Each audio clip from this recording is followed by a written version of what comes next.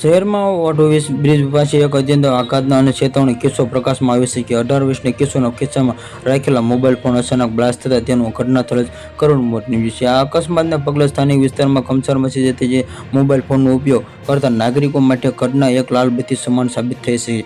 મળતી માહિતી મુજબ મૃતક કિશોર ઉંમર માત્ર 18 વર્ષની હતી અને તે 60 અગાઉથી સીએ જેવા પ્રતિષ્ઠિત ક્ષેત્ર પોતાનું કરિયર બનાવવા માટે સખત અભ્યાસ કરી રહ્યો હતો. પોતાના ભવિષ્ય ઉજ્જવળમાંથી બનાવવા માટે સપના જોઈ રહ્યો હતો, પરંતુ ઓઢો બ્રિજ નજીક આવેલા કાળમુખી ઘટના તે તમામ આશાઓને તેને જીવન અંકળાય થતા આણી દીધો છે. આ દુર્ઘટના સૌથી વધુ આઘાતજનક બાબત એ છે કે મૃતક કિશોર તેના માતા પિતાના એક લાડકવાયો પુત્ર હતો અને ઘટના પણ લાકડીના સામે એકમાત્ર વૃદ્ધ તરીકે અચાનક દુનિયામાં વિદાય લેતા પરિવાર પર જાણે આભા તૂટી પડ્યું. પોતાના વહાલા સોયાના દીકરાના મોતના સમાચાર સાંભળતા જ માતા પિતાના સહિત સમગ્ર પરિવાર ઘેરા શોકમાં ડૂબી ગયો છે અને પરિવારમાં જે આકાંતનો માહોલ છવાયો છે. આ ઘટનાની સોશિયલ મીડિયા પર આધુનિક યુગમાં જીવતા દરેક પોતાની ધારક માટે ગંભીર ચેતવણી છે કે આવનારા મોબાઈલમાં ઓવરહીટ થવા અથવા લોકોને બેટરીના કારણે બ્લાસ્ટ થવાની ઘટના સામે આવતી